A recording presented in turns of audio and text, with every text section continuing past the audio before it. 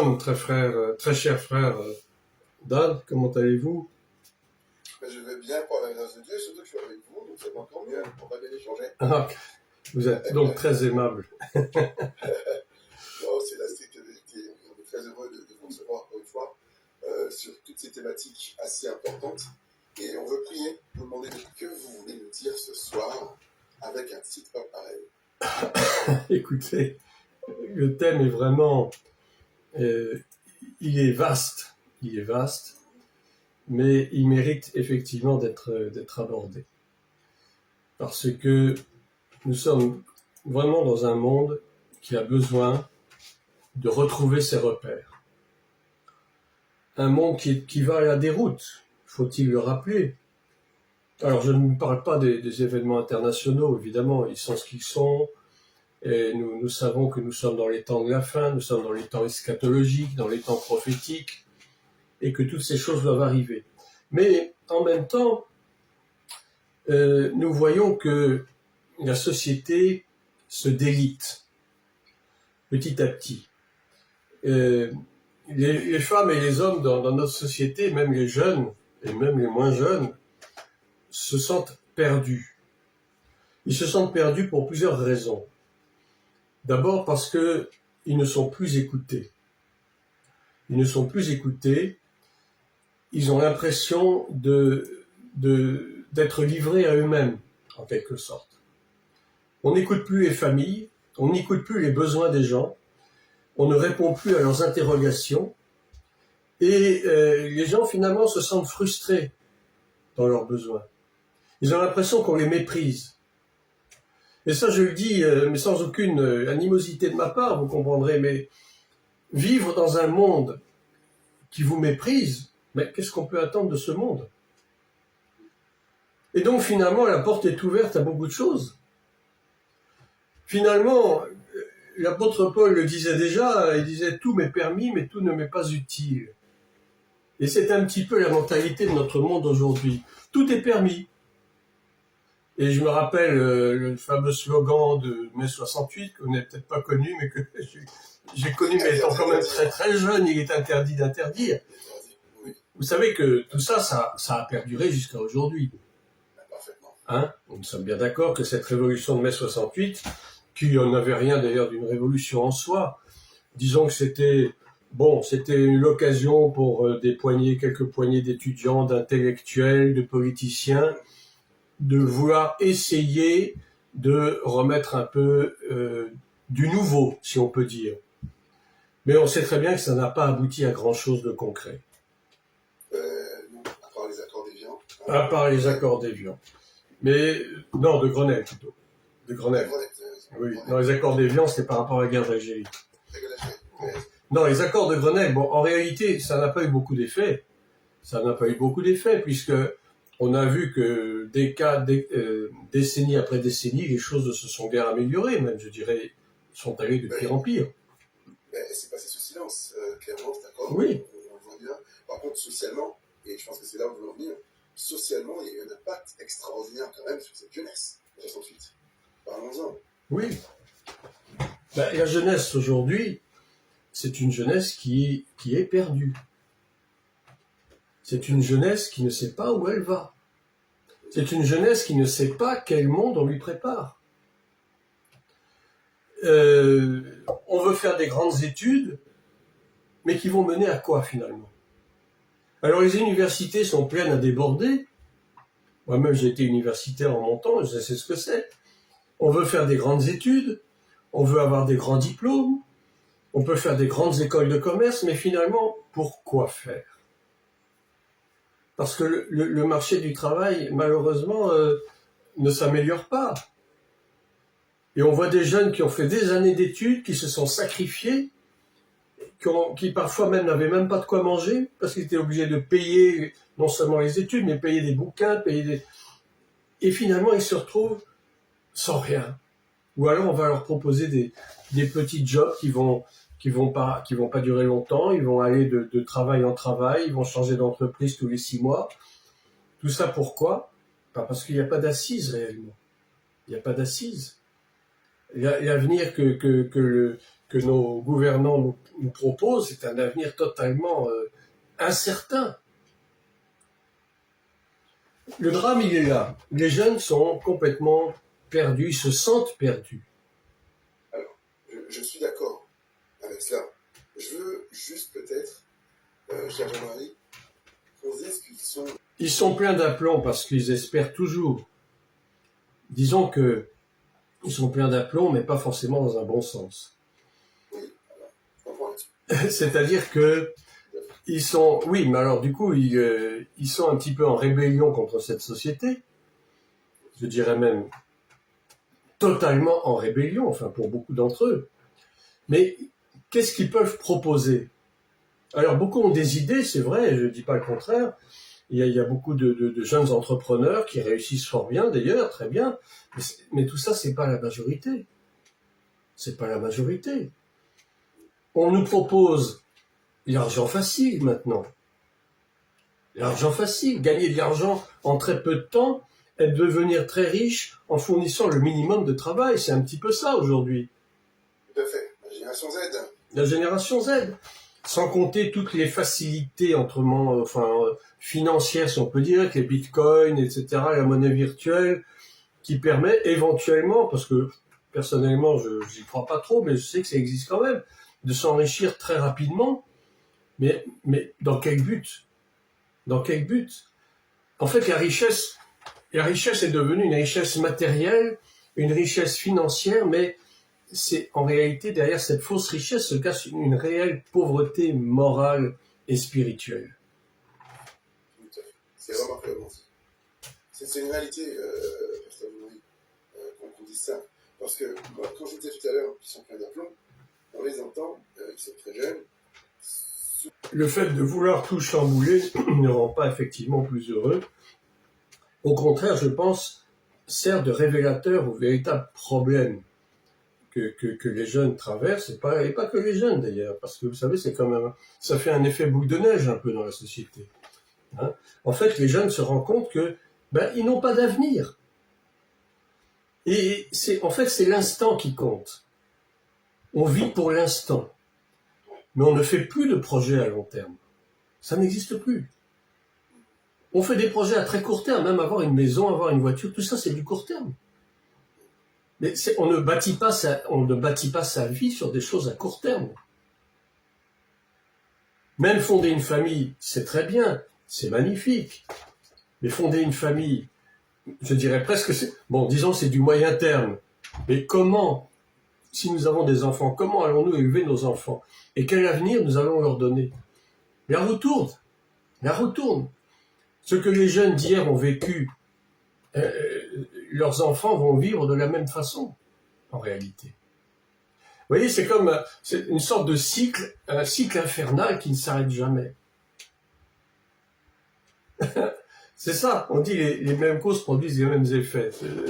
Mais en réalité, c'est ça. Et puis il y a un problème très crucial au niveau éducatif. Vous qui êtes parents, vous savez de quoi je parle. Il y a une carence éducative dans les foyers aujourd'hui qui est criante. C'est triste à dire. Et le pire, c'est que cette carence éducative au niveau parental se veut d'être soi-disant compensée par une éducation scolaire et universitaire dont ce n'est pas le rôle. On nous parle de l'éducation nationale, mais ce mot de éducation nationale, il est complètement, j'allais dire, hors de sens. On devrait plutôt dire l'instruction nationale. Et d'ailleurs, autrefois, ça s'appelait l'instruction publique. L'instruction publique. Exactement. Tout à fait. Alors, je vais peut-être vous paraître vieux jeu, mais en réalité, l'éducation, ça se fait à la maison. Mais oui. Mais Victor Hugo disait, l'éducation, c'est la famille qui la donne. L'instruction, c'est l'État qui la doit. Et ça, on a complètement inversé les tendances. Exactement. Donc la conséquence, elle est là, c'est que nos jeunes ont été éduqués plus par la scolarité, par les universités, par les facultés, que par la famille. Par conséquent, eh bien, tout ce qui se passe dans la société qui leur sera enseigné dans les écoles, dans les universités, vont faire que finalement, ils vont perdre les véritables repères familiaux tels qu'on aurait pu leur enseigner. Ils vont vouloir se conformer, il y a un conformisme qui va naître par rapport aux critères de la société. Ce que dans une famille, on ne peut pas accepter, la société, elle, va l'accepter. Elle va faire en sorte que cette acceptation puisse être le lot de tout le monde, finalement. En fait, ce conformisme est extrêmement dangereux. On arrive, j'allais dire, presque au phénomène de la pensée unique. Et la pensée unique est une pensée inique. Je changeais seulement la première voyelle. Pensée unique, c'est pensée inique. Parce que la pensée unique mène à des faux raisonnements. La pensée unique mène à faire tout simplement l'inversion des valeurs. Ce que hier était mal, aujourd'hui est devenu bien, et inversement.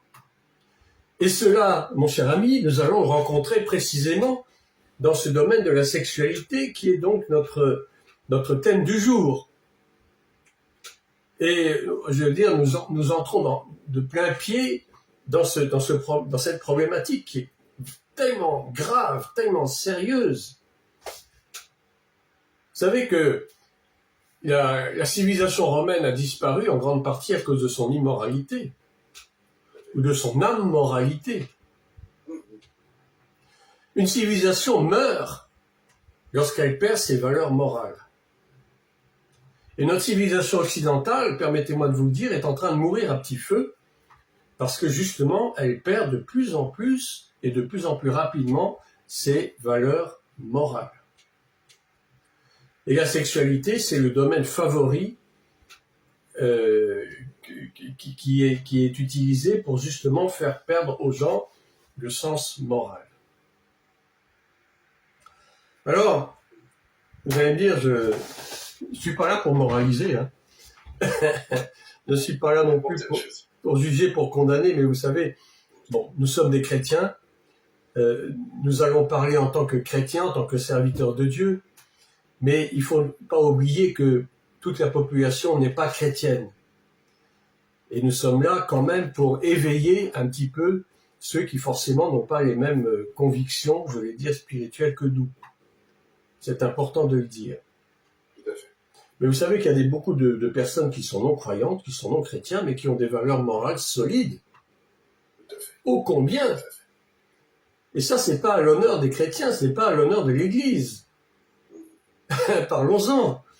Bien sûr. Et on rencontre tellement de scandales dans l'Église qu'on ne rencontre pas forcément d'ailleurs ailleurs, qu'on ne peut être que choqué. On se dit, mais donc l'Église, finalement, elle suit le monde, finalement, elle suit l'exemple du monde. Et tout ce qui est prescrit dans la parole de Dieu, tout ce qui est prescrit dans les commandements, finalement, c'est resté lettre morte. Mais c'est là où l'amour de Dieu intervient. Parce que Dieu est tellement bon, Dieu est tellement miséricordieux. Il nous laisse la liberté. Il nous laisse le temps d'agir jusqu'au temps marqué où, finalement, nous allons nous rendre compte des réalités. Et je pense que Dieu n'agit pas tout de suite, mais il nous fait passer, disons, par des chemins plus ou moins tortueux pour que petit à petit la vérité se fasse jour. Et le monde a besoin de connaître cette vérité. Et il n'y a pas 36 vérités, il n'y en a qu'une. La seule vérité que nous connaissons, c'est celle de Jésus-Christ. C'est Jésus notre vérité. C'est lui la parole de vérité. Et c'est tout de même là-dessus que nous devons baser nos débats, il me semble. Oh, tout à fait. Alors, je vais commencer par vous lire ce célèbre passage du livre de la Genèse que tout le monde connaît, au chapitre 2.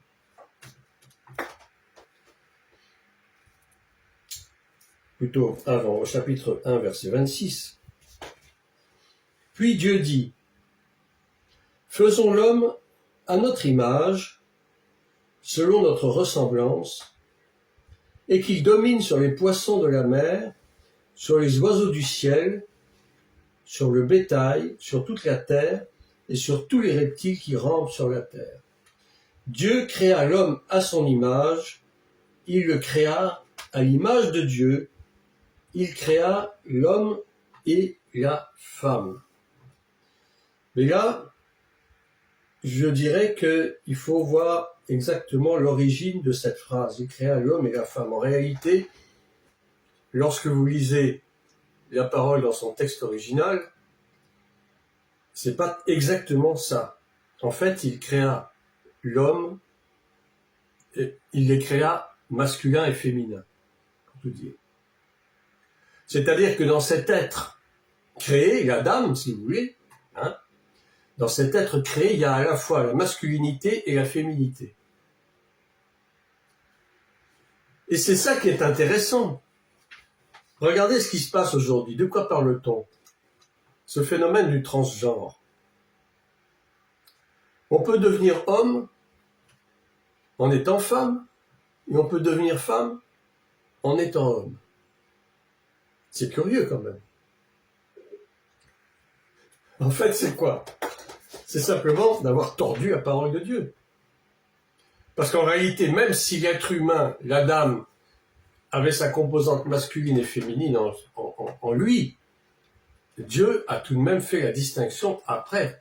Il les a séparés pour qu'il y ait l'homme d'un côté, l'époux, Ish, et Isha, l'épouse, de l'autre côté. Et là, je veux être sûr qu'on ait bien compris, parce que Marie, oui. Vous nous dites bien ce soir-là, que Dieu créa l'homme et la femme qui étaient une seule même entité. Oui, tout à fait. Et il les a séparés. Oui. Pour pouvoir bien marquer l'alliance, que l'alliance c'est le fait de se séparer, et il leur a donné la particularité de femme pleinement et homme pleinement. Absolument. Puisqu'il est dit même qu'il a tiré la femme de l'homme, du côté de l'homme. Et ça, c'est aussi une symbolique très forte par rapport à l'Église. L'Église est sortie du côté de l'Adam, du dernier Adam, de Christ. Voilà. Mais enfin, si je dis ça, c'est parce qu'il y a une relation très importante, justement dans le fait que Dieu a créé un tout, qu'il a divisé ce tout pour faire deux personnalités bien distinctes, pour finalement leur demander de s'unir de nouveau et devenir une seule chair. Ce une seule chair, c'est intéressant de le considérer. De quoi s'agit-il? De une seule chair, eh bien, c'est la descendance qui proviendra de l'union de ces deux êtres. Une seule chair, c'est-à-dire l'enfant à naître, le bébé à naître. Et vous deux, effectivement. Les deux deviendront une seule chair. Et en même temps, ce fait de devenir une seule chair suppose qu'il y a une union en trois dimensions. Il y a l'union charnelle, l'union des corps, il y a une union des âmes, et il y a l'union spirituelle. Et de cette union naîtra la postérité, puisque le commandement que Dieu va donner à l'homme ensuite, c'est de se multiplier, de croître, se multiplier, et d'assujettir la terre, autrement dit d'assujettir la création. L'homme devait devenir le maître de la création, que Dieu avait mis à sa disposition pour en jouir pleinement. Ce qui malheureusement n'a pas été le cas, puisqu'on connaît très bien l'histoire, malheureusement. Mais en fait, le plan parfait de Dieu à l'origine, c'est que la création nous appartienne, qu'on en fasse ce qu'on veut, qu'elle nous obéisse, qu'elle nous soit soumise. Le problème étant que, évidemment, il y a eu la désobéissance. L'arbre de la connaissance du bien et du mal. Et c'est à cet arbre-là que notre société mange et se repaît. L'arbre, non pas l'arbre de la vie, mais l'arbre de la connaissance du bien et du mal. Qui, justement, va aboutir à la loi qui va nous donner connaissance du mal, du péché. Or, s'il n'y avait pas eu de loi, il n'y aurait pas eu de connaissance du péché. Or, c'est par la loi que j'ai connu le péché, nous dit Paul. La loi est venue j'allais dire, comme éducateur, comme précepteur, mais en même temps, c'est une loi qui ne pardonne rien. Et il a fallu que Dieu institue des lois extrêmement dures, et je vais vous en lire quelques-unes, mais vous les connaissez, on les trouve dans le livre de Lévitique, précisément par rapport au domaine sexuel. Parce que justement, si l'homme et la femme sont appelés à croître et à se multiplier, c'est qu'il y a forcément la composante sexuelle dans tout ça. Dieu a créé la sexualité. Et la sexualité est bonne et parfaite pour Dieu. Il n'y a aucun, je veux dire, il n'y a pas de péché dans le sexe a priori. Le problème, c'est l'usage qu'on en fait. Et le problème, c'est que justement, les hommes ont commencé à faire n'importe quoi, et il a fallu que Dieu édicte des lois pour mettre un frein à tout ça.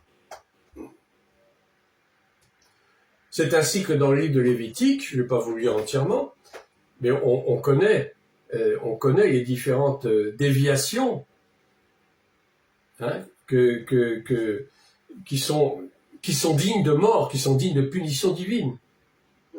Il y a l'adultère, il y a l'inceste, il y a la zoophilie, toutes ces choses que Dieu abomine, qui sont en abomination devant Dieu. L'homosexualité, bien sûr, on en parle déjà. Et on en reparlera tout au long de la Bible. Ce qui prouve que ce sont des choses qui perdurent toujours. Alors, cher Marie, je vais tout de suite, alors je ne vais pas me faire l'avocat du diable, ni le procureur de la société, mais je veux dire, concrètement aujourd'hui, c'est l'Ancien Testament. On peut vous opposer. On peut vous dire, l'Ancien Testament dit ça, c'est la grâce, Christ est venu, maintenant, il n'y a pas de différence, maintenant, on peut faire ce qu'on veut, on est sur les parents. Je parle de beaucoup de critiques. Il vient apporter les éléments de lecture pour montrer que la vertu n'est pas dans le « je ne me suis pas fait prendre ». Absolument. Et vous voyez comment les gens aiment utiliser l'écriture à leur profit. Ils vont vous donner des exemples dans la Bible, soi-disant, de personnes qui auraient vécu des relations homosexuelles. Le fameux exemple de David et Jonathan. Oui. Mais il n'y a pas que lui. On parle aussi éventuellement de Ruth et de Naomi, dans le domaine féminin. Oui, j'en ai entendu. Que Ruth serait tellement attachée à sa belle-mère qu'éventuellement elles auraient pu avoir une vie intime assez spécieuse. Jusqu'au temps où Naomi va la jeter dans les bras de Boaz, qui va lui faire un enfant séance tenante, je dirais presque. Elle va tomber enceinte du même coup simplement après avoir regardé. Mais je vous assure que j'ai lu des commentaires à ce propos qui sont assez frappants. Bon, l'exemple David et Jonathan, c'est connu. Le mouvement LGBTQ+, avec, il y a des chrétiens dedans, malheureusement, c'est vrai, qui vont vous parler de cette histoire où l'âme de David s'est attachée à celle de Jonathan, ou l'inverse, etc. Ils étaient main dans la main, ils s'aimaient d'un amour tendre et pur, n'est-ce pas? Vous voyez comment on peut faire dire à la Bible ce qu'elle ne dit pas, c'est tellement simple. C'est vrai, c'est très juste. Regardons l'éloge funèbre que va faire David, la complainte de David sur Jonathan, en disant que l'amour qu'elle avait pour toi était au-dessus de l'amour des femmes. C'est-à-dire, et ils ont beaucoup pris ce passage-là aussi. Particulièrement, oui. Que leur relation était homosexuelle. Bon, cela ne reste que des interprétations, personne ne peut le prouver, et a priori la Bible ne le dit pas. Donc je pense qu'aujourd'hui, il ne faut pas aller loin, quand même. Mais on va, vous avez dit quelque chose d'intéressant tout à l'heure. Vous avez dit, dans les communautés LGBT+, LGBT+, QR, Z, Y, ce que vous voulez, oui. C'est de plus en plus long, quand même. Dire, c'est la question à la fois piège et délicate, parce que je sais que ce que je vais dire, ça va peut-être faire lever des boucliers, mais enfin bon, de toute façon, il faut déjà se baser sur une chose, c'est que Dieu est amour et que Dieu ne rejette personne. Bien. Ça, c'est important de le savoir. Dieu ne nous condamne pas. Dieu ne condamne personne. Et Jésus n'est pas venu pour juger le monde. il est venu pour sauver le monde. Et si le monde a besoin d'être sauvé, c'est parce qu'il y a trop de choses qui se passent dans ce monde qui ont besoin du pardon et de la miséricorde de Dieu. Alors pour en revenir à votre question par rapport au groupe LGBTQ plus W, ouvrez les guillemets, fermez les parenthèses, évidemment que c'est pas, j'allais dire, c'est pas logique de faire partie de ce groupement et de se dire chrétien. Ce n'est pas logique. Ceci étant, évidemment que ces gens-là, on ne va pas les rejeter. On n'est pas là pour ça, on n'est pas là pour les juger non plus. Mais disons qu'il faut essayer de leur apporter une lumière, au moins quelque chose qui puisse leur faire comprendre que Dieu attend d'eux autre chose que ça. Alors, je ne vous parle pas de normalité, j'aime pas trop ce mot-là, parce que normalité, ça veut dire que tout le monde est dans un cadre particulier qui est le même pour tout le monde. C'est pas ça. Chaque personne est un cas particulier en soi. Bien entendu. Chaque personne a un vécu particulier. Chaque personne a reçu une éducation particulière selon des normes particulières. Et en cela, c'est très difficile de dire qu'un tel, il est comme si, c'est de sa faute ou c'est pas de sa faute. Non. Beaucoup vous diront, je suis homosexuel parce que je suis né comme ça, et je ne peux rien y faire. À ceci, je répondrai, oui, peut-être que vous êtes né comme ça, encore que je suis en droit d'en douter. Mais vous pouvez faire quelque chose. Vous pouvez faire quelque chose pour changer. Et être réellement à l'image et à la ressemblance de votre Créateur. Pourquoi Dieu a-t-il créé un homme et une femme? Pourquoi n'a-t-il pas créé deux hommes? Pourquoi n'a-t-il pas créé deux femmes? C'est quand même, j'allais dire, le fondement du fondement. S'il a créé deux personnes de sexes différents, c'est pour un but. Le but, c'est quoi? Le but, c'est la procréation, c'est pouvoir engendrer, c'est pouvoir créer des générations. Ben, je ne sais pas, mais deux hommes ensemble ne peuvent rien procréer, deux femmes ensemble ne peuvent rien procréer. Alors ça va à l'encontre du plan de Dieu pour l'humanité. Du célèbre commandement, croissez et multipliez-vous. Tout à fait. Alors aujourd'hui, cher Jean-Marie, je vais couper court au raisonnement, je le partage. Mais aujourd'hui, j'ai assisté sur des chaînes publiques, des chaînes privées de télévision françaises, où on disait, oui, mais c'est homophobe ce que vous dites, clairement, en disant, j'ai entendu des journalistes plutôt bien, vraiment, génération, dire que c'est homophobe de dire... Homophobe. Vous savez, déjà, il faudrait convenir ce que ça veut dire ce mot, homophobe. Si j'en crois l'étymologie grecque, homophobe, c'est avoir peur de ce qui est semblable. Moi, j'ai pas peur des homosexuels. C'est comme de dire antisémite, c'est complètement stupide comme terme. Mais ça, on en avait déjà discuté une fois. Tout à fait. Tout à fait. Je ne suis pas homophobe. Je n'ai pas peur des homosexuels, ils ne me font pas peur. Mais je dis que moi, je me place en tant que serviteur de Dieu, je me place en tant que ministre de Dieu. Si on me demande un jour d'enseigner sur l'homosexualité, je dirai ce que j'ai à dire par rapport à ce que dit la parole de Dieu. Et je suis obligé de le faire. Que cela plaise ou non. Et on va me traiter d'homophobe, certes, mais je dirais, moi, j'aime les homosexuels, j'ai de l'amour pour eux, j'ai de la compassion pour eux. Et je veux bien les aider. Il me dit, et oui, on va me dire, oui, mais vous voulez les aider comment? Vous voulez les aider à être comme vous? Non, c'est pas ça. Je veux les aider à devenir comme Christ. Moi, mon exemple, on s'en fiche de mon exemple. Je m'en fiche de ce que je suis. Les hommes n'ont pas été créés à mon image et à ma ressemblance. Je suis là pour les aider à marcher avec Christ. Parce que je considère qu'il leur manque quelque chose dans leur vie pour être vraiment devenir des disciples de Christ. Actuellement, il leur manque un morceau de lumière. Je ne dis pas qu'ils sont complètement dans les ténèbres, non, mais ils sont quand même encore dans les ténèbres. Or, Christ est la lumière, et cette lumière doit dissiper les ténèbres. Moi, en tant que ministre de Dieu, si je dois parler à un homosexuel ou une homosexuelle, enfin, peu importe, mon devoir, bien sûr, c'est de ne pas les juger, c'est de leur apporter l'amour de Dieu, déjà pour commencer. Leur montrer que Dieu les aime au même titre que moi, Dieu m'aime, ou que vous, Dieu vous aime. Parce que Dieu aime sa créature.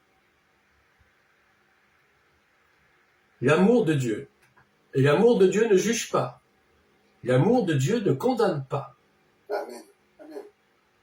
Et c'est en cela que je peux les aider, leur montrer que l'amour de Dieu n'est pas là pour les condamner, pour les juger ou pour les lapider. Non, pas du tout.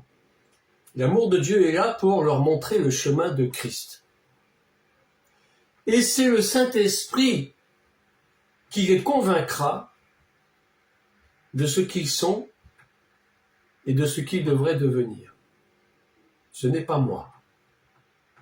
Moi, je ne fais que leur apporter un peu de lumière, avec les moyens que j'ai, avec la connaissance que j'ai. Mais c'est l'Esprit de Dieu qui fait les choses. Je n'ai pas à convaincre qui que ce soit. Comprenez ça. Ça, c'est important. Alors, on va s'y intéresser. Parce que malheureusement, alors je souscris pleinement à ce que vous dites, cher pasteur. Effectivement, il y a plusieurs cas qui se présentent. Il y a un problème d'éducation, certes, mais il y a aussi un problème de blessures d'enfance. Et puis il y a eu des cas où, effectivement, il y a des traumatismes d'enfance qui ont fait que certaines personnes se trouvent plutôt attirées vers des personnes du même sexe que d'autres. Il y a un problème éducatif aussi. Vous avez par exemple des petits garçons qui ont été élevés uniquement par des femmes, qui n'ont pas connu de père à la maison. Et ils n'ont été éduqués que par des femmes qui les ont un petit peu éduqués à la mode fifi, quoi. Qui ont un petit peu fait, j'allais dire, d'éteindre leur féminité sur l'enfant qui en fait ne demandait rien, mais qui s'est laissé façonner quelque part par cet excès de féminité au sein du foyer. Et ça, ces pauvres enfants, je veux dire, on ne peut pas leur en vouloir, mais ils vont grandir avec ça, et puis immanquablement, ils vont se sentir de plus en plus attirés par des personnes du même sexe pour justement rejeter cet excès de féminité qu'ils auront subi pendant leur enfance, qui leur a paru abusive. C'est un petit peu une attitude, effectivement, de rejet, de lutte contre. C'est pour aller à l'encontre de ce qu'ils ont reçu en tant qu'éduqués dans le domaine éducatif, contre lequel ils se sont pas sentis à l'aise finalement. Un petit garçon à qui on va donner que des poupées comme jouets à Noël, qu'on va vouloir habiller à une façon un peu comme une petite fille, lui laisser pousser les cheveux, lui faire des couettes. Écoutez, je sais pas, mais il y a un moment où ça peut devenir quelque chose de très gênant pour un petit garçon quand il va aller à l'école, qu'il va fréquenter des camarades de classe qui sont des garçons. Ils vont se moquer de lui, forcément. Il va plus se sentir à l'aise du tout, le gamin. Alors il y a ça. Et puis, il y a aussi certainement des enfants qui ont fait l'objet d'abus sexuels, d'inceste. Et ils sont très nombreux, croyez-moi.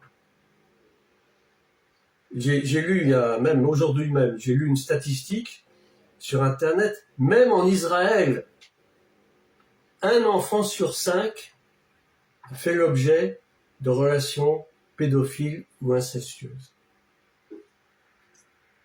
On en reparlera plus tard par rapport à Israël, parce que j'ai des choses à dire justement là-dessus, par rapport à la pédophilie. Mais on n'en est pas là. On parle pour l'instant d'homosexualité. Donc vous voyez, il y a tout un contexte éducatif, un contexte psychologique, qui peut entourer le fait qu'un petit garçon puisse se sentir plus tard attiré plutôt vers les garçons et non pas par les filles, parce qu'il y a eu un abus de féminité dans leur éducation qui leur plaisait pas. Et inversement.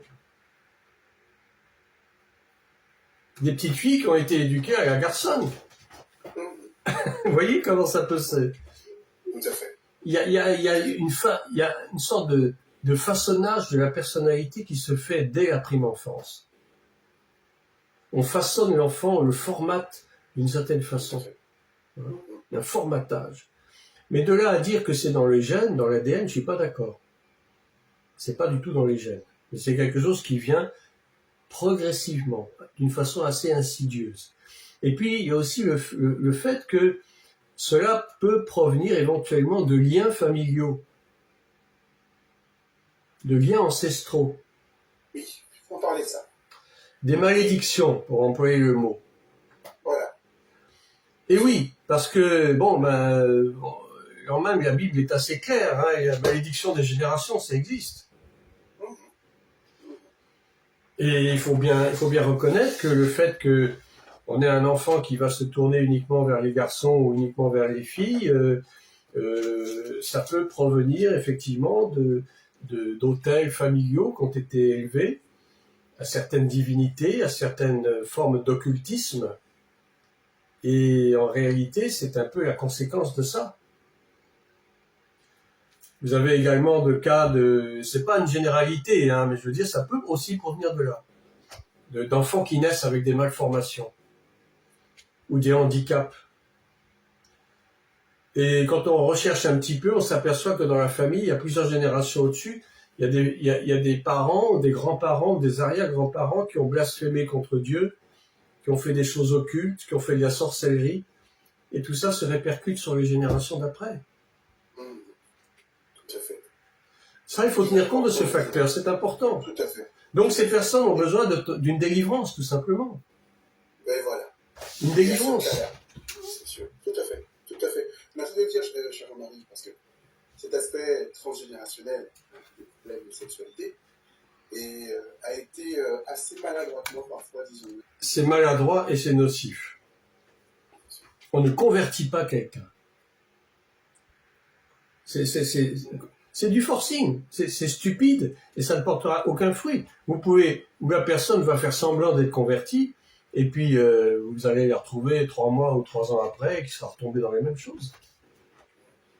Mais Dieu n'oblige personne, Dieu ne force personne.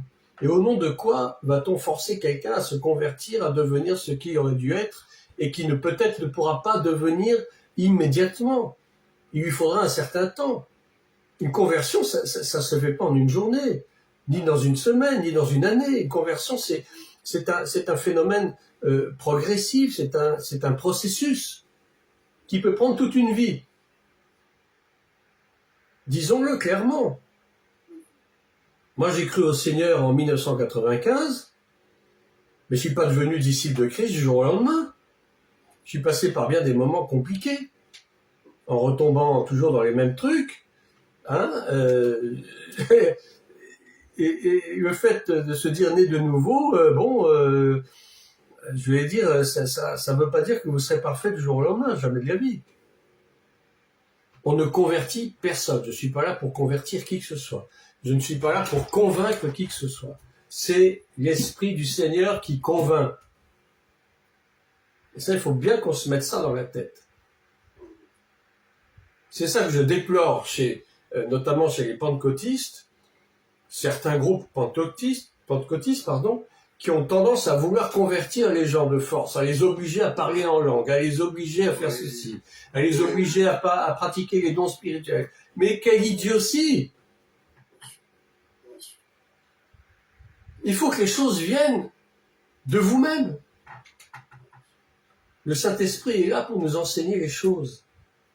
Le Saint-Esprit est là pour nous convaincre de péché, de justice, de jugement, certes, mais il est là aussi pour nous former. Il est là pour nous donner les directives nécessaires pour notre vie. Il est là pour nous donner l'indication du chemin, du bon chemin, qui mène à la vie. Mais jamais il ne nous obligera à quoi que ce soit. Je peux très bien refuser de suivre le Seigneur demain si j'ai envie. Est-ce que Dieu va m'en vouloir pour ça? Non. Mais j'en paierai les conséquences, tôt ou tard. Donc, vous voyez, ces différents mouvements qui consistent effectivement à convertir de force, mais c'est d'une absurdité totale. Bien sûr. Ça n'a aucun sens et surtout, ça ne produira aucun résultat.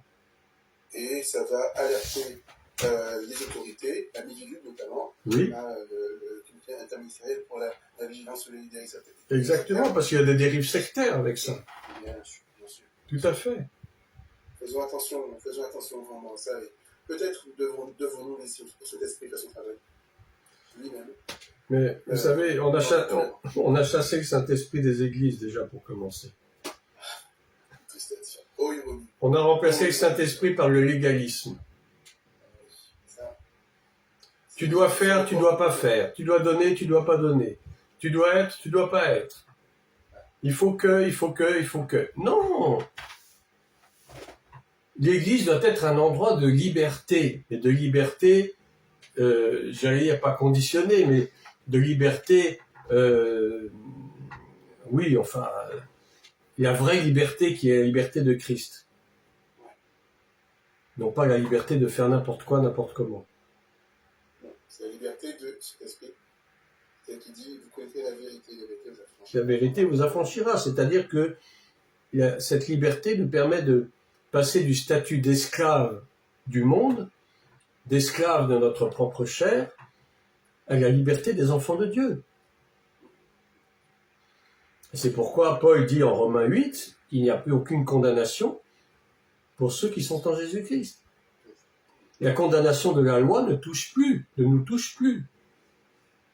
La loi nous condamnait tous avant d'être à Christ. Nous étions tous passibles de mort. Parce que tous ont péché et sont privés de la gloire de Dieu. Mais du fait que nous sommes nés de nouveau, que nous avons accepté le Seigneur, que nous acceptons de vivre de la façon qu'il nous demande, avec laquelle il nous demande de vivre, nous sommes affranchis de la loi, une fois pour toutes. Mais ceci étant, il y a quand même des règles de vie à observer. Il y a des façons de faire que Jésus nous a enseignées que nous devons respecter. Celui qui se met en colère contre son frère pêche. Celui qui lui dit même raka, c'est comme si il est passible de la gêne, en réalité. C'est pour ça que je disais tout à l'heure que ce que Jésus nous a enseigné est encore pire que la loi. Bien sûr. C'est vrai. Je croyais qu'il y en avait deux. Bah écoutez, moi j'en sais rien. Hein. Je suis pas du tout connaisseur en la matière. Je suis comme vous, pour moi il n'y a que deux genres. Selon ce que la Bible dit, et moi je crois à la Bible, et je ne crois pas à autre chose. Alors il y a peut-être 33 genres, comme vous dites, je sais pas, peut-être que je vais faire une recherche, ça peut être intéressant de voir un petit peu de quoi il s'agit. Mais à l'heure où je vous parle, je n'étais pas au courant de ça. Et j'en suis d'autant plus étonné que ça me paraît de plus en plus invraisemblable. Nous sommes dans un monde d'invraisemblables, où les choses deviennent, j'allais dire, hors de sens, mais d'une façon, j'allais dire, dramatique. Dramatique. Mais qu'est-ce que recherchent ces personnes en voulant changer de genre? C'est ça, je me pose la question, mais qu'est-ce qu'elles cherchent, ces personnes? Elles sont en recherche de quoi? Qu'est-ce qui les motive à ça? Et ils ne se plaisent pas comme ils sont. En fait, ce sont des gens qui se détestent, je crois, tels qu'ils sont. Ils ne s'acceptent pas tels qu'ils sont. Oui, c'est une réalité. C'est évident. Bien sûr, c'est évident. Mais dites-moi, est-ce que là-dedans, moi j'ai envie de chercher notre responsabilité. Est-ce qu'il n'y a pas quelque chose qu'on a, en tant que chrétien, qu'on n'a pas su faire dans la société pour qu'aujourd'hui on se retrouve avec des jeunes dans l'église aussi qui vous disent qu'ils ne sont pas bien dans leur peau et qu'ils vont entamer une transition de genre. Ce qui est déjà arrivé, je le connais personnellement. Et c'est réel. Et on fait face à un réel mal-être. Il y a des gens qui ne simulent pas. Et je vais le dire comme je le pense. Il y a des gens qui ne se sentent pas bien dans leur genre. Non, on ne peut pas. sous prétexte de chrétienté, dire que ça n'existe pas. Ça existe. C'est-à-dire, vous avez beaucoup de gens qui, ne sait pas, mais il vient devant vous avec une souffrance, il dit, je me suis toujours senti être une fille, je me suis toujours senti être une fille. Oui, Toujours. je suis d'accord. Oui. Comment on peut dealer avec ça, en fait? Comment on peut faire ça sans juger, je veux dire. Non. L'idée, c'est de comprendre comment on peut dealer avec ça. Et encore une fois, je fais la différence entre ça et des personnes qui, par curiosité satanique, qui par volonté de défier le système, mais vraiment, c'est une méchanceté incroyable, vont vous regarder dans les yeux. Moi, j'ai vu un petit jeune, je suis désolé, qui est un peu paumé, sur YouTube, qui a la barbe plus longue que Ben Laden, et qui va vous dire, je suis une femme parce que j'ai une barbe. Non, mais il y a quelque chose qui ne va pas. Non, mais je suis femme parce que j'ai de la barbe, je suis femme parce que j'ai une grosse voix, je suis femme parce que j'ai pas de forme, mais je suis femme. Non, mais aujourd'hui, c'est la société d'aujourd'hui, et ils font des milliers de vues, ces gens-là.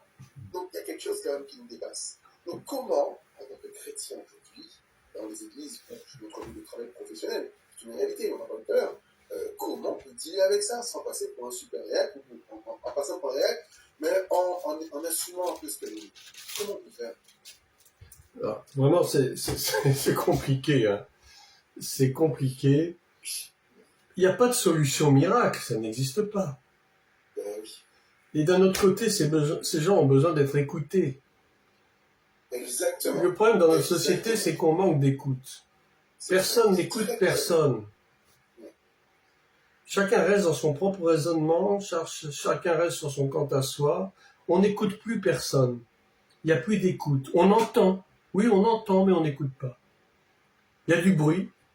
On est dans une société archi-bruyante. On met les musiques à fond de train, même dans les voitures, souvent je vois dans les embouteillages, les gens mettent de leur musique, mais à fond la caisse. Je ne sais pas comment ils font pour résister à ça. On est dans la société du bruit et du superficiel. Et puis, il n'y a plus d'écoute. On n'écoute pas l'autre. L'autre, il ne m'intéresse pas parce qu'il n'est pas comme moi. Voilà le problème. Je ne l'écoute pas parce qu'il n'est pas comme moi, parce qu'il ne pense pas comme moi. Et j'estime que comme il n'est pas comme moi, j'ai rien à apprendre de lui. On est dans ce genre de raisonnement aujourd'hui. Et quand vous avez tous ces jeunes paumés, parce qu'il faut le dire, ils sont paumés, ils ne savent pas. Ils ne savent plus qui ils sont. Ils ont perdu leur propre identité. Ils veulent devenir femmes, ils ne savent même pas pourquoi ils veulent devenir femmes. Ils veulent devenir hommes, ils ne savent même pas pourquoi. Ça va leur apporter quoi? Et au final, vous allez voir, on a interrogé souvent, au moins c'est quelques-uns sur un panel de, je ne sais plus, une centaine de personnes qui avaient changé de genre. Mais il n'y en a plus des 3/4 qui ont voulu revenir à leur ancienne identité. La détransition est en train de revenir en force. Mais oui, c'est pour vous dire que ces gens n'ont rien trouvé au bout du chemin. Ils ont fait toute une série d'opérations, de mutilations, et même de mutilations dans leur esprit. Ils ont fait des efforts incroyables pour avoir la mentalité d'une femme alors qu'ils étaient des hommes. C'est-à-dire que jusqu'à leur cerveau, jusqu'à l'intimité de leur âme, ils ont voulu un changement radical et profond qui n'aura jamais eu lieu. Et le résultat, c'est qu'ils veulent revenir en arrière alors que ce n'est plus possible. Et dans ces cas-là, ils vont vous dire « je suis devenu un monstre ». C'est horrible cette phrase, je l'ai entendue. Oui. Un jeune homme qui, parce que, et ça va nous amener à la dernière partie de cette émission, où la transition de genre des enfants. Il faut qu'on en parle. Oui.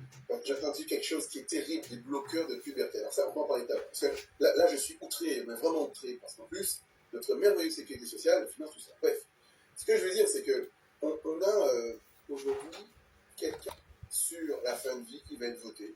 Oui. Bientôt en France, qui va permettre, une fois qu'on a charcuté tout le monde, alors si on n'a pas réussi à les tuer quand ils étaient bébés dans le ventre de leur mère avec l'IVG, et qu'on leur a permis de faire une transition de genre et que finalement ils deviennent des monstres, on va leur donner le droit de se tuer gentiment après avoir bu 3 bières avec les potes et de dire ciao bye bye, mon cruel, parce que je suis devenu un monstre.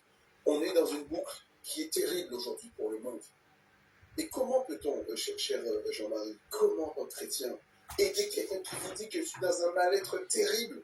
Je ne me sens pas dans mon genre. Je suis gender fluid, des fois je me sens homme, des fois je me sens femme. Je ne comprends pas. Est-ce qu'il n'y a pas une réalité bien plus grave? une réalité spirituelle, puissante, qui joue, qui tire les ficelles pour détruire la psyché et emmener tout doucement vers le terre. Bien entendu,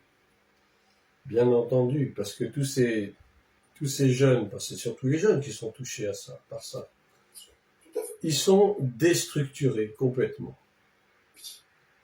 En fait, ils aboutissent à une déstructuration totale de leur être, de leur moi. Les psychanalystes pourraient expliquer ça à l'envi. Ils n'ont plus de repères de rien du tout, ils ne savent même plus qui ils sont. Mais spirituellement, j'allais dire, il n'y a pas 36 solutions. Cette société, elle est gouvernée par qui? Qui tire les ficelles de tout ça? Quelle est la volonté, in fine, de créer tous ces phénomènes? C'est une volonté de destruction de la société.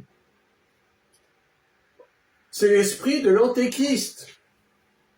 Exactement. L'esprit de l'antéchrist est là pour faire perdre aux êtres humains l'identité qu'ils ont en tant que créatures de Dieu. Et ils deviennent quoi? Ils deviennent des êtres, je dirais, démoniaques. Quelqu'un qui dit que il se rend compte qu'il est devenu un monstre. Quel est cet esprit qui s'est infiltré en lui pour lui faire croire ça?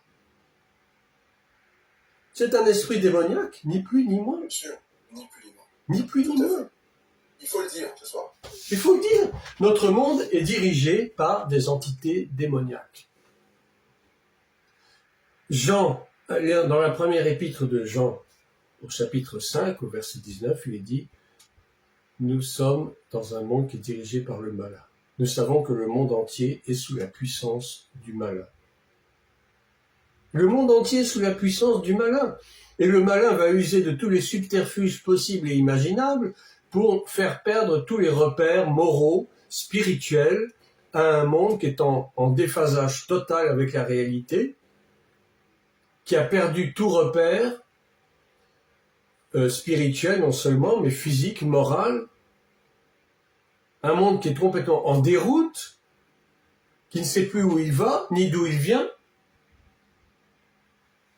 C'est l'esprit de l'Antéchrist, tout simplement. De créer un désordre sociétal, de créer un désordre, de déstructurer les familles, de détruire les familles, de détruire les personnalités des gens. Et vous savez qu'il y a des expériences qui sont faites d'implantation de puces dans les cerveaux de certaines personnes, pour les faire devenir des robots, notamment, mais aussi pour leur faire perdre leur personnalité propre. C'est-à-dire qu'ils vont obéir à ces entités au doigt et à l'œil. Un jour, l'entité va leur dire « tu vas devenir ceci », le lendemain, elles vont lui dire « tu vas devenir cela », et puis ça va être comme ça, d'une façon, dans un cycle infernal. Et le monde tourne dans ce cycle infernal. Et ce n'est pas nos dirigeants qui nous en font sortir, croyez-moi, ils sont eux-mêmes dedans. En plein dedans. Je ne citerai aucun nom, mais vous les connaissez aussi bien que moi. Ce sont des gens qui ne punissent pas la pédophilie, excusez-moi. Depuis que l'affaire Epstein est sortie, mais attendez, mais c'est quelque chose d'incroyable. Et c'est pour ça que je voulais en venir à cette histoire de Talmud. Vous vous souvenez que la présidente de l'Union européenne, Madame von der Leyen, avait dit un jour que l'Europe doit être fidèle aux valeurs du Talmud. Elle avait dit ça. Elle l'a dit, ça a été noté, répercuté, et les gens, même beaucoup, se sont étonnés de cette phrase. Mais lorsque vous lisez le Talmud, il y a certains versets qui laissent rêveur, notamment concernant la pédophilie et l'inceste. Ah, dites-moi en plus. Alors, j'en ai relevé quelques-uns.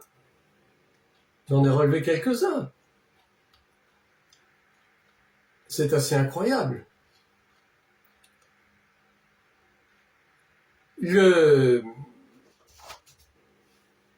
Il est autorisé, dans le Talmud, qu'un homme puisse épouser une petite fille qui est 3 ans et 1 jour. Non. Mais si. C'est sérieux, là? C'est sérieux, là? Ah ben oui, c'est sérieux. La pédophilie est autorisée dans le judaïsme sur des enfants de moins de 3 ans et plus. Dans le judaïsme? Oui. Ou le talmudisme? Non, dans le talmudisme. Je ne parle pas du judaïsme tel qu'il est pratiqué par les gens pieux, religieux, non. Mais dans le Talmud. Dans le Talmud. La zoophilie est autorisée aussi pour des garçons de moins de 9 ans. Mais cherchez sur Internet, vous verrez. J'ai rien inventé. Non. Si. Mais lorsque l'on sait qu'il y a une partie d'une élite intellectuelle qui pratique et qui lit beaucoup de Talmud et autres, on se rend compte que si la présidente de la Commission européenne dit qu'il faut que l'Europe soit de plus en plus soumise au Talmud, dont on parlait là, Mais oui. ça veut dire que ces valeurs-là sont celles qui sont véhiculées de façon... Mais évidemment. Claire. Mais évidemment. Et monsieur Jeffrey Epstein est un juif sioniste, enfin talmudiste. Mais qu'est-ce qu'il n'a fait qu'appliquer ces quelques versets du Talmud finalement. Et le plus fort, c'est que concernant les non-juifs, c'est-à-dire les goyim, tout est permis. Un juif a le droit de faire ce qu'il veut avec une jeune fille non-juive, il a le droit de la torturer, il a le droit de la violer, il a le droit de faire tout ce qu'il veut avec. Donc tout vient de là. Ce n'est pas par hasard. Pourquoi tous ces gens-là font partie d'un gigantesque réseau sioniste talmudiste? Ils ne font qu'appliquer ce qu'ils ont lu, ce qu'on leur a appris, ce que certains rabbins, je dis bien certains rabbins, leur ont appris, pas tous, ils ne sont pas tous comme ça, Dieu soit loué. Mais beaucoup sont comme ça, et pratiquent les mêmes choses. La zoophilie, l'homosexualité, l'inceste. Alors que vous lisez quand même dans la Torah que ces choses-là sont des abominations devant Dieu. Complètement, les choses sont claires et je suis fort outré malheureusement d'apprendre ça ce soir. Je ne sais pas du tout. Ah ben, je ne sais pas si c'est un scoop peut-être pour vous, mais lorsque j'ai lu ça il y a quelques mois, lorsque j'ai appris ça, j'étais outré. Quand j'ai lu les Sanhédrins, ça s'appelle les Sanhédrins, c'est-à-dire les versets de ce passage de Talmud qui justement encourage ces relations sexuelles illicites, je me suis dit, mais dans quoi est-ce qu'on est là finalement? Complètement. Alors, il y a quelque chose qui ne va pas. Alors, cher oui. Là-dessus, je voudrais vous dire, avec une certaine acuité, que le Talmud, le talmudisme, c'est-à-dire la pratique le Talmud, qui est un ouvrage juif de tradition orale, oui. Rabbinique, voilà, hein, sur les mœurs juives, et qui est au moins autant suivi par beaucoup de juifs que le Torah. Voilà, on va dire ça comme ça. Mais voilà, ce n'est pas du tout un livre qui est biblique. On se le dit ce soir. Il n'est pas biblique, ce sont des commentaires de la Torah, ce sont des discussions de forme et de fond, mais ce n'est pas la Torah, ce n'est pas la Bible. Donc, on peut lui faire dire ce qu'on veut. Ce que l'on veut, exactement. Et ce soir, alors ça me rappelle quelque chose, parce que le réseau Epstein a révélé un système tentaculaire qui partait des États-Unis et d'Israël et qui avait des ramifications partout dans le monde. Oui. Voilà. Et donc, ça a été découvert, ça a commencé dans les années 70-80, mémoire, oui, et pour confonder avec ce qui a été arrêté assez récemment. Bon, ça, si je mets cela en perspective avec la fameuse affaire de Versailles de janvier 1977, il y a une affaire de Versailles de pédophilie qui avait lieu entre un homme et des adolescents et des enfants. Et il y a une tribune qui avait été signée, une tribune de Gabriel Maznev. Hein, c'est pas rien, c'est qu'il est en termes de fréquentabilité. Gabriel Maznev et 68 autres intellectuels français, dont Simone de Beauvoir, Jean-Paul Sartre, Michel Foucault, Roland Barthès et Françoise Dolto. Oui, on ne va pas la nommer, oui. On n'a pas la nommer.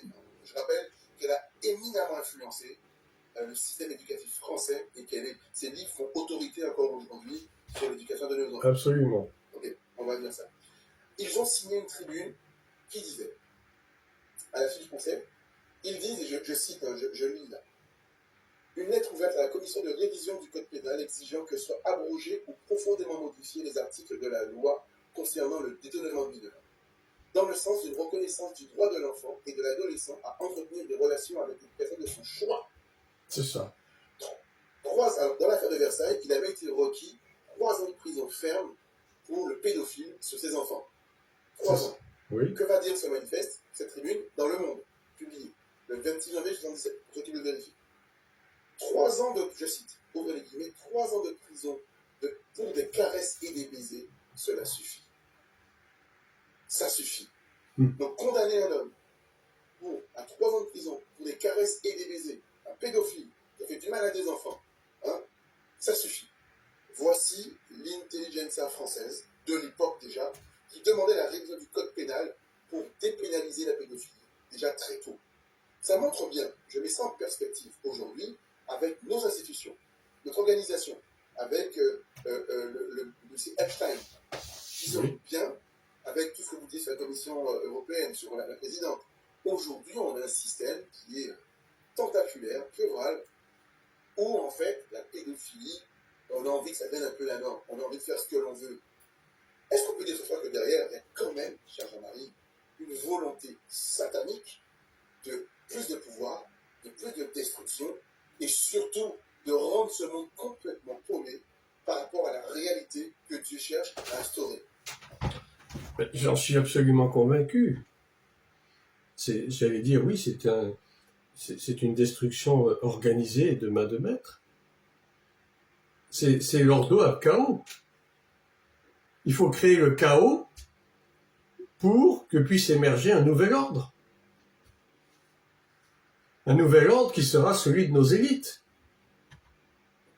Mais qui permet, qui encourage ce genre de choses, justement, pour rendre les hommes esclaves de leur propre sens. C'est pour ça que la sexualité est une puissance terrible, et elle devient une puissance démoniaque lorsqu'elle est utilisée à contresens, je dirais.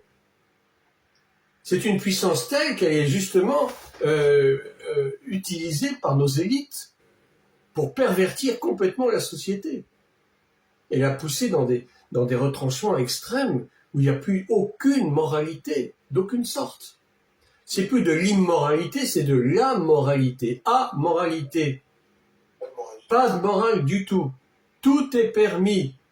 Et tout m'est profitable, pour reprendre à l'envers la citation de Paul. Tout m'est permis, mais tout n'est pas profitable. Et pour ces gens-là, tout est permis parce que tout est profitable. C'est le maître mot de la société d'aujourd'hui, gouvernée par nos élites pédosatanistes. Et c'est la réalité. Et c'est la réalité. Alors, disons-le, cher Jean-Marie, j'ai envie de comprendre ces pour ce qui. Il y a 6 ans, alors peut-être 17.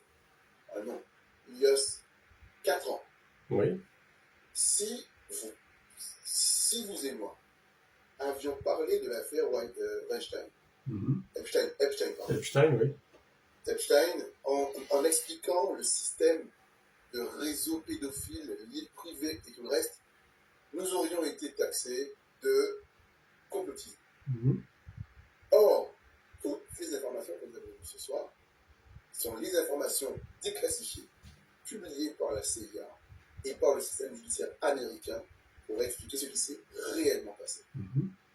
Donc, on peut quand même raisonnablement dire qu'il y a beaucoup de choses qui nous échappent. Oui.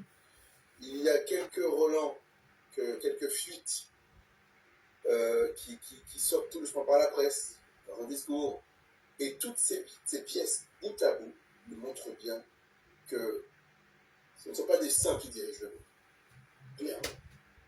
Et que tout le système pédophilo-satanique dont vous parlez n'a qu'un seul but, c'est de pomper par tous les moyens possibles un maximum d'énergie en considérant que vous et moi, nous ne sommes de toute façon que des esclaves et que eux sont une élite qui a le droit de nous utiliser comme carburant de leur voiture. Tout à fait. De leur pouvoir. C'est terrible quand même. Oui. Ça ce soir. Oui. Nous sommes devenus des objets bons à jeter lorsqu'ils deviennent inutilisables. Nous sommes des objets. Nous sommes des esclaves, comme vous dites, et nous travaillons pour leur profit, pour leur bien-être, pour leur assurer des bons jours, une vieillesse heureuse, avec tous ces trafics d'organes, tous ces sacrifices rituels sataniques d'enfants, avec leur fameux adénochrome, là. Vous avez entendu parler de ça? Oui, l'adénochrome. Vous savez ce que c'est? C'est une hormone qui est sécrétée par une glande qui est passée sur le cœur, ça s'appelle le thymus, qui est sécrétée par des enfants à qui on provoque un stress terrible. Et l'agonie. Et voilà, donc ils sont aux portes de l'agonie. Et donc ces enfants sécrètent cette hormone, l'adénochrome, qui est recueillie, on leur fait des prises de sang, et puis on extrait cette hormone par des procédés chimiques, bien entendu, et ils se nourrissent de ça. Ils se nourrissent de ça, c'est comme une drogue pour eux, pour soi-disant retrouver une éternelle jeunesse. Jeunesse, tout à fait. Et il y a un trafic pas possible la plupart des enfants sacrifiés le sont à cause de ça. Pour assouvir les fantasmes de cette bande de pervers satanistes. Non, mais disons-le ce soir. Protégeons nos enfants. Oh que oui. Oh, toutes celles et tous ceux, et nous sommes dans une actualité assez criante aujourd'hui, et nos pensées vont vers la famille de la petite Liana. Bien sûr. Qui a subi l'invraisemblable, et encore aujourd'hui, les rapports d'expertise de Jopsy disaient qu'elle avait subi des viols, subi des lacérations, des choses absolument innommables. Nous voulons dire ce soir que les pensées évidemment qu'on prend vers la famille, et nous prions pour les autres familles. Je voudrais dire que Dieu est un Père bienveillant. C'est un Père, il faut bien reconnaître ça. Amen. Apprenez. Et vous voyez comment notre société a perdu l'image du Père. Et nous avons besoin de retrouver cette image du Père. Et je sais que beaucoup de celles et ceux qui nous écoutent ce soir ont eu certainement des conflits avec leur Père. Peut-être même que le Père était absent, ou inexistant, ou qu'il y a eu des conflits. Et ils ont perdu l'image du Père. Et pour ces personnes-là, c'est très difficile de se rapprocher de Dieu. Parce que Dieu est un Père. Or, si vous n'avez pas eu de bonnes relations avec votre Père terrestre, c'est également difficile d'avoir des relations avec votre Père céleste. Dieu est un Père, mais Dieu n'est pas un être sexué. Nous sommes d'accord.